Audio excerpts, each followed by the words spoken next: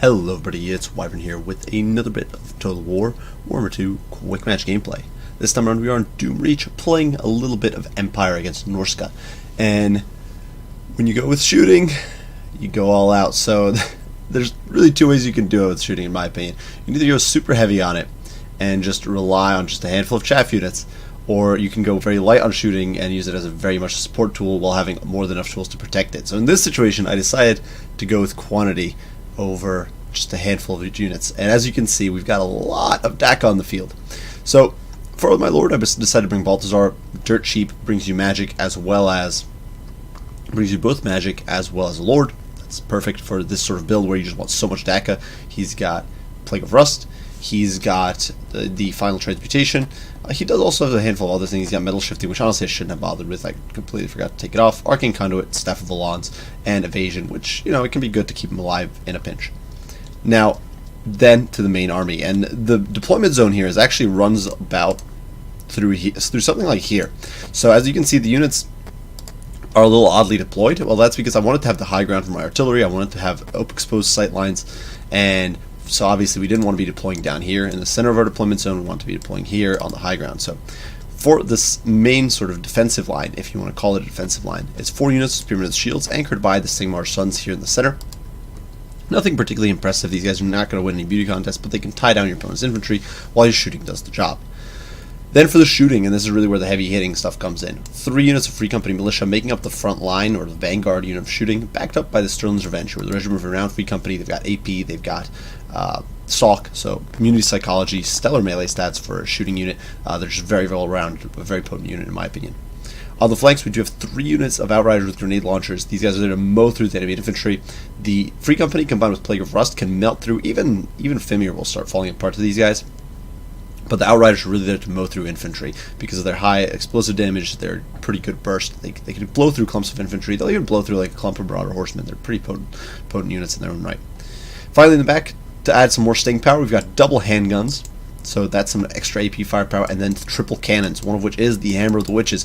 So there's a lot of shooting on the field and a lot of pure brutality to be applied. Now for my opponent, he went with a bit of a conventional, more elite, but fairly conventional in my opinion, Norsca composition.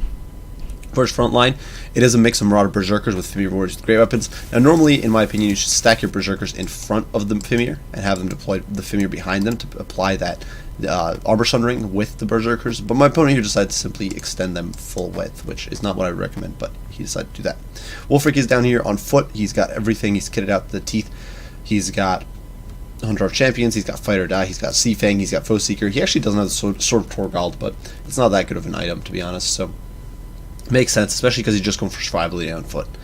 Then he does have a Frost Warp in the air, a bit of a risky and interesting pick, but it can definitely dish out some hurt, and it's definitely a bit of a surprise pick. It's something you don't really expect going in against Norsca's air power, and that is actually, if I recall, this was one of the units I put up for my hidden gem units, because it can be pretty useful if I heard correctly. In the back here, Marauder Horsemen with Javelins on the one flank, Marauder Hunters with Javelins over there to provide some ranged anti-large, some Marauder Horsemen, again, Norscan Warhounds, and then out here an interesting flank force, Shaman Sorcerer of Fire, who's actually got all of his spells, something you don't want to be doing normally. Perhaps my opponent was a little new, I don't know, but I wouldn't recommend doing that. And then the Icehorn Marauders, who of course are immune to psychology, and they've got perfect vigor, which is really, really good traits to have. But regardless, my opponent is going to be forced to advance pretty rapidly. You can see my cannons immediately coming online. They're going to start swatting away at this Ice Worm, and it's not going to have a good day at all. You can see immediately taking multiple cannonballs to the face. It does have some missile resist. I do believe it's got like 20%, 25%, so it's like a dragon, so definitely not bad. Certainly a lot of the cannonballs there are completely whiffing on it, but before my opponent can move it out of the way, it's already lost about a quarter of his HP, so definitely some brutal stuff. Over here, we're going to try to get a little bit greedy, so we're going to push out with our Free Company and actually zone them out and pursue them with the Free Company, who has 90 range, just a little more, and going to be able to zone them out.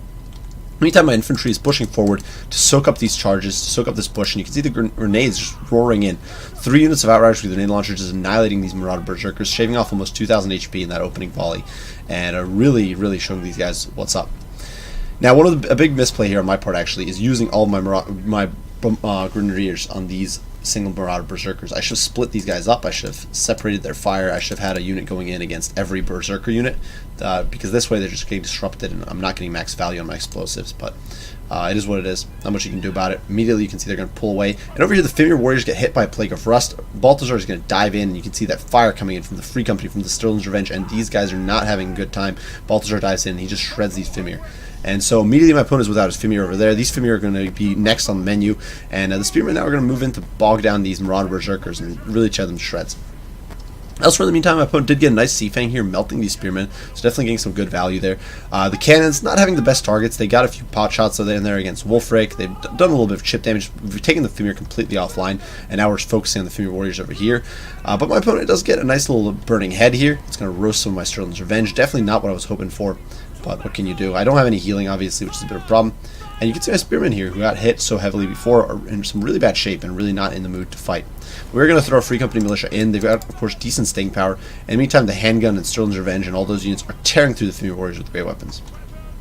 Taking over, you can see these Berserkers here routed completely by the Outriders. You can see they're not going to be able to collapse on them. While over here, the Free Company is going to be able to come in from behind and provide some support.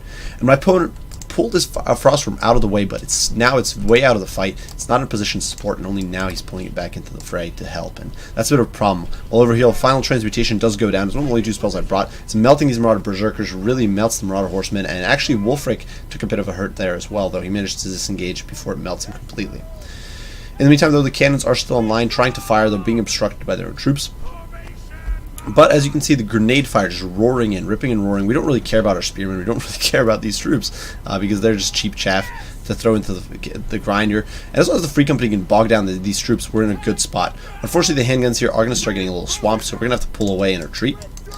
We did lose one of our cannons, actually, to one of the burning heads, but you know what? We've still got a lot of units on the field. We've still got these handguns over here. We've still got handguns over there. The Sterling's Revenge still around kicking, and that rain of grenades just continuously pouring down, destroying these Berserkers, and really tearing them to shreds, so that even that physical resist isn't able to save them. If we take a big overarching look, we can see Balthazar here got jump on the Shaman Sorcerer Fire, able to force him off, because of course, as we know, Balthazar is a great duelist.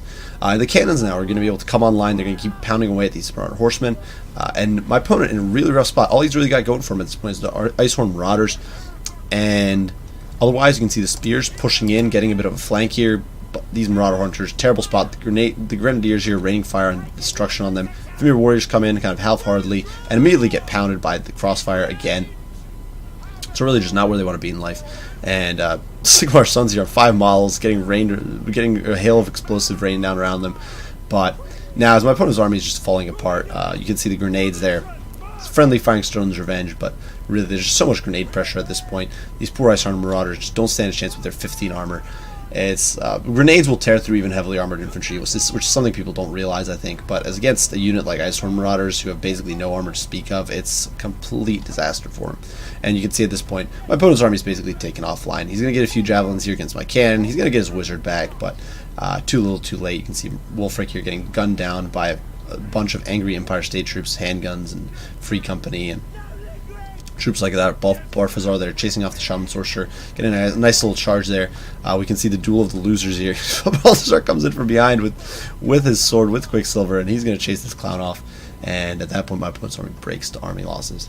So a pyrrhic victory for the Empire.